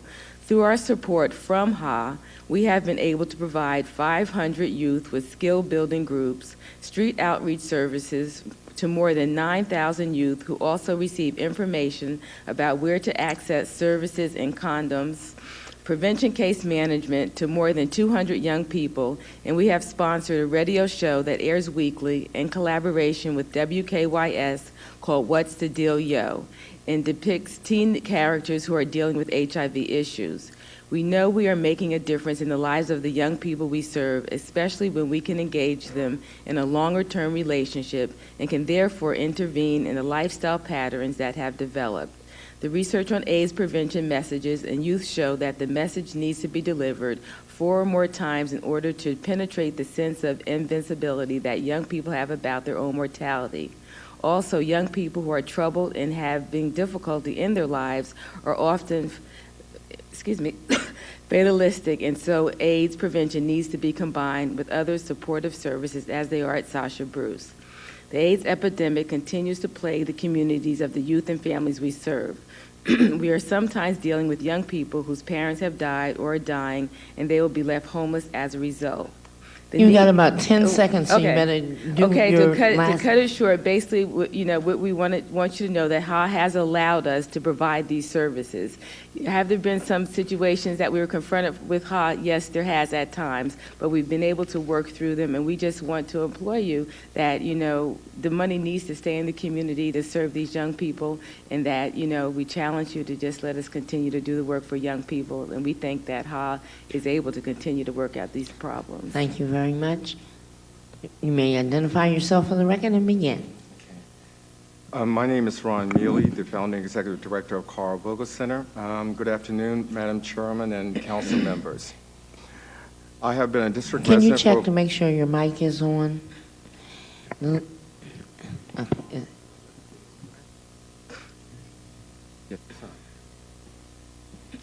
I have been a district resident for over 20 years and have spent the last 12 years in a leadership role advocating, planning, and developing services for people living with HIV and AIDS.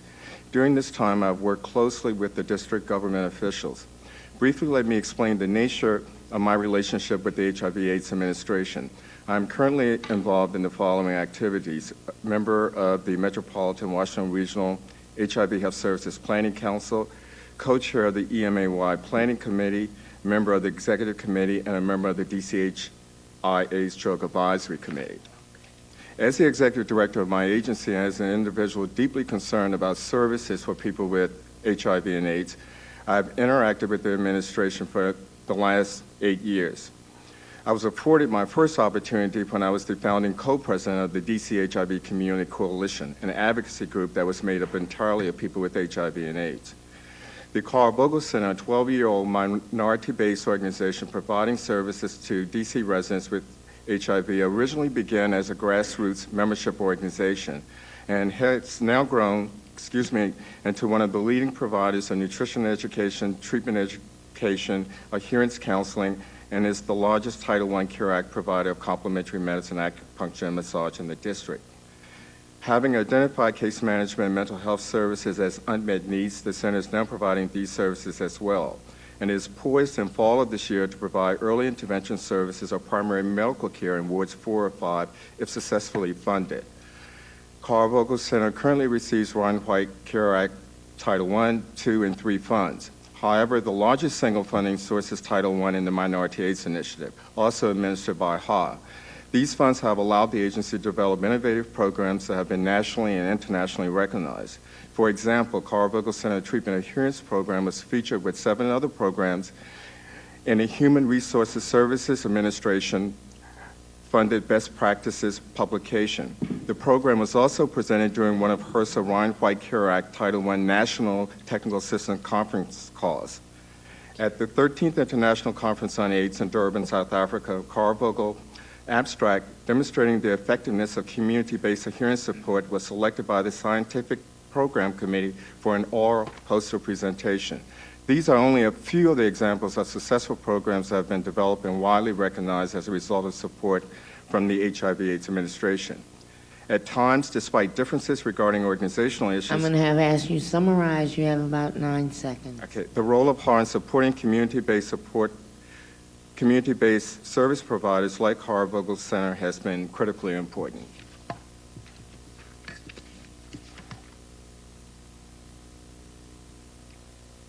And I'll just end my testimony there, and I've submitted written testimony for the record. Thank you very much. Thank all 3 of you for your testimony today.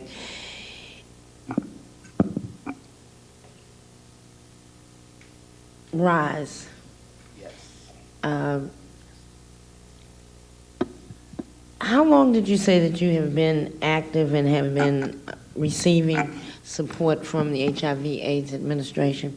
Since January of 2001.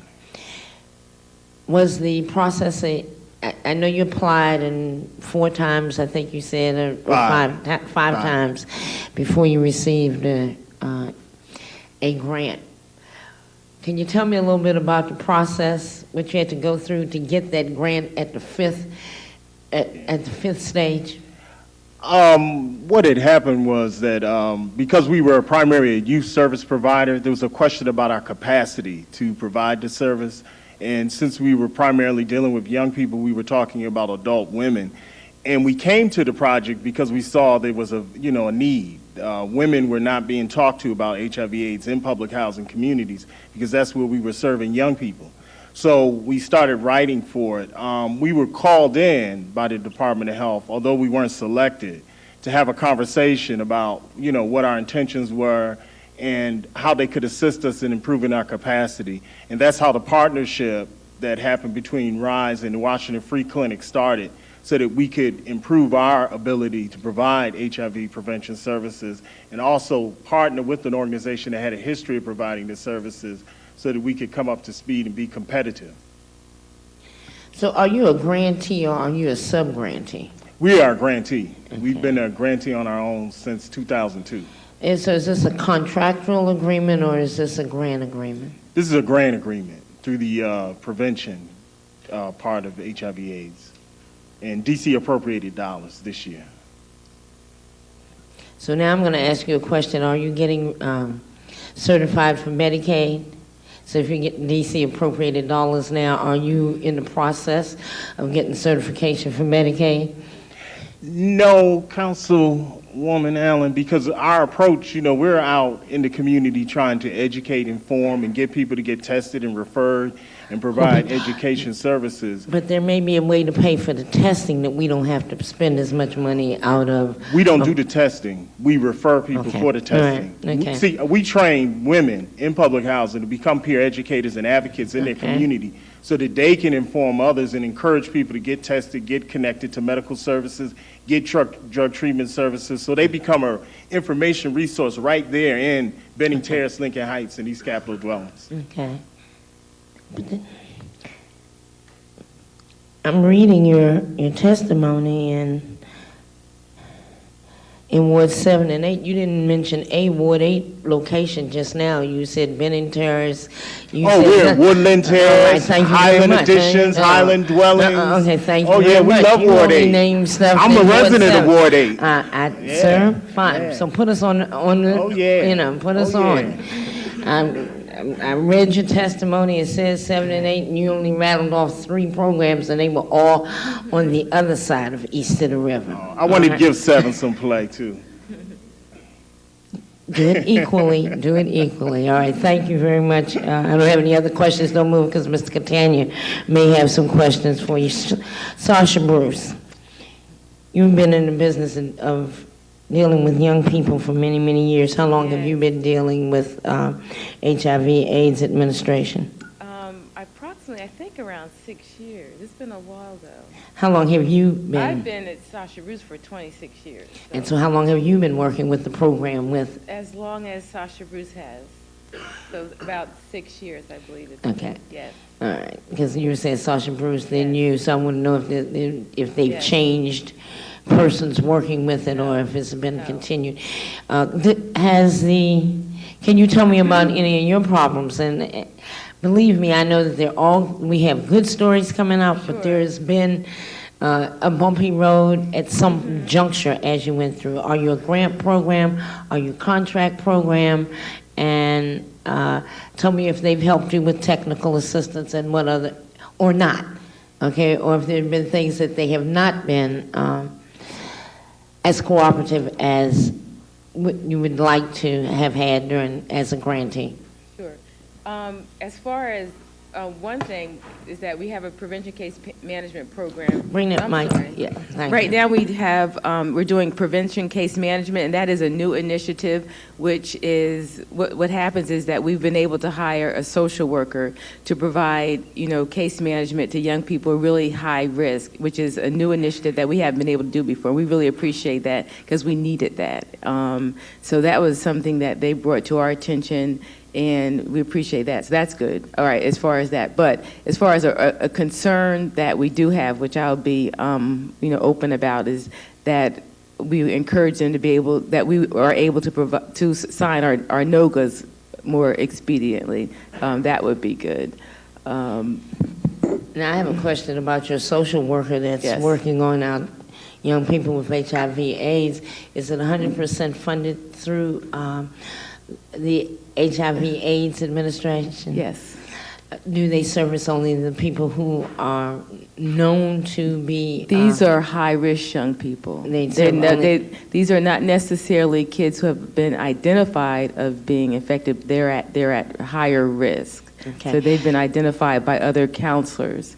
Okay, my question is, Sasha Bruce's population, 85 to 90% of the children in that population would be at high risk. So Right. is the HIV/AIDS administration paying totally for the total population of residents or clients at Sasha Bruce? For these particular children who are seen by the social worker? You said children at high risk. Yes. Sasha Bruce population, as we all know it, are all 85 to Yes. 90%. Yes. So are we seeing 85 to 90% of the children, and are we the sole payee for this service? For all the services that these particular children are getting, are you the sole payee? No.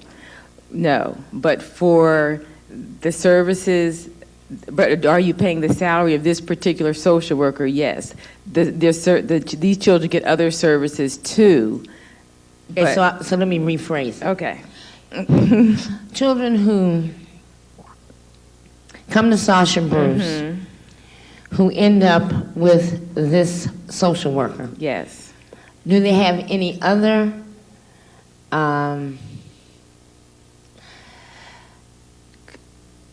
behavioral, emotional, Yes.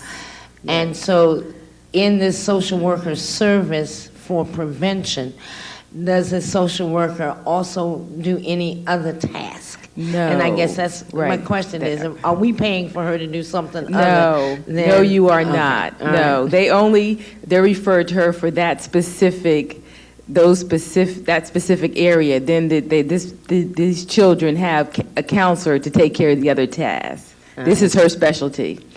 All right. Okay. I think my time is up. I think somebody changed the clock on me. I guess I don't. It is now, Mr. Catania, I'll turn the questions over to you. Thank you, Madam Chair. I'd first like to ask each of the witnesses to please put their organization's phone number, website, or address on the record, so individuals who watched your testimony who may either want access to that service or know someone who might can access it. I mean, you know, part of the battle is gaining access to information. So, if we could please, Mr. Newell, would you please begin? You can reach Reaching Inside for Self-Esteem Incorporated at 202-582-3105. Sasha Bruce AIDS Prevention Services, you can call 675-9370, and our website is www.sashabruce.org. Carl Vogel's telephone number is 202-638-0750, and the website is www.carlvogelcenter.org. Okay, well, thank you. Mr. Newell, I understand your initial point about wanting to give the full picture. And speaking for myself, I know Councilman Rowland feels the same way. We are not for a moment suggesting that no good things are happening with these expenditures of Ryan White dollars or of the city's local dollars with respect to this agency. That's not what we're saying.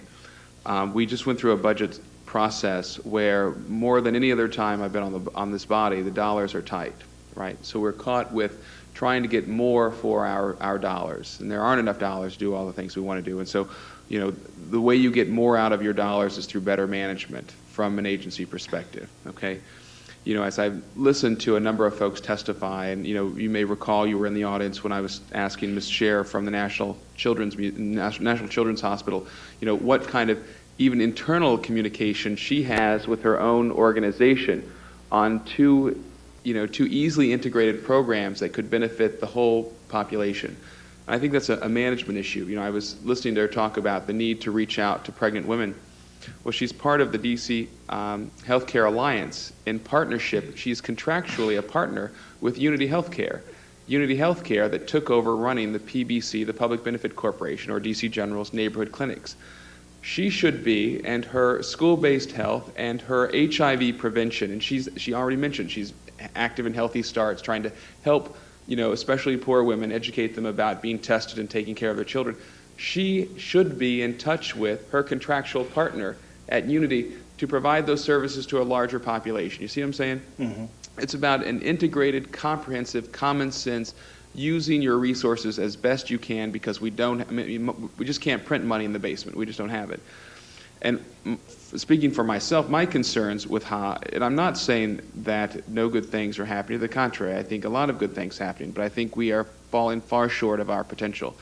I think we, you know, as the audit reports that I mentioned when Ms. Sojourner was testifying, they fall short on, we don't really know what we're spending our money on.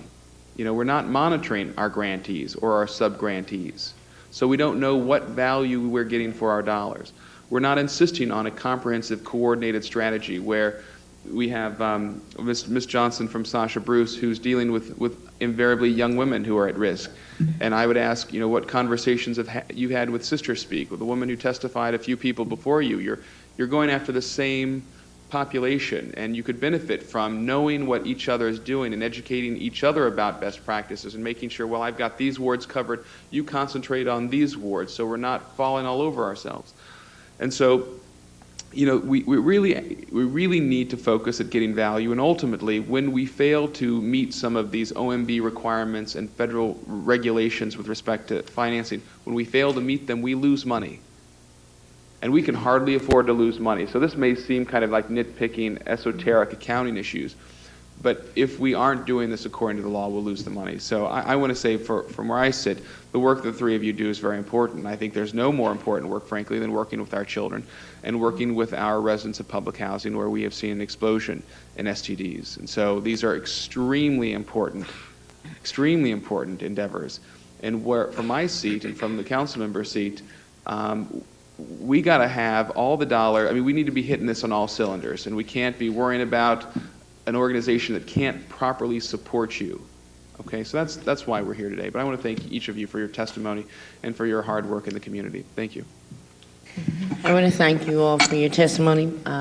Don't make this be your last time before this body and before this committee, and continue the work that you're doing. And I guess I ask questions because my colleagues have taught me about find the bottom dollar. Where are we and how much money can we save, and continue to give quality care. You're raising your hand. Say it. Just within one thing 30 real brief. seconds. Councilmember Catania, we are a part of a HIV Prevention Planning Committee, which does deal with the integrated services you talk about. We're doing a compact project with other nonprofits. We also, Councilmember Allen, refer persons to Family Medical and to Women's Collective, which are partners that are funded by the Department of Health that we became aware of through the Department of Health. They put us together and said, just as you said, we're in the same areas and we can work together to assist our people, and that's what we've been doing pretty effectively. They've also partnered with us in terms of giving our peer educators technical assistance so that they could share their expertise with the women that we're training. Thank you very much. Building Futures, Family AIDS, Housing. You have a panel. Would you come forth, please?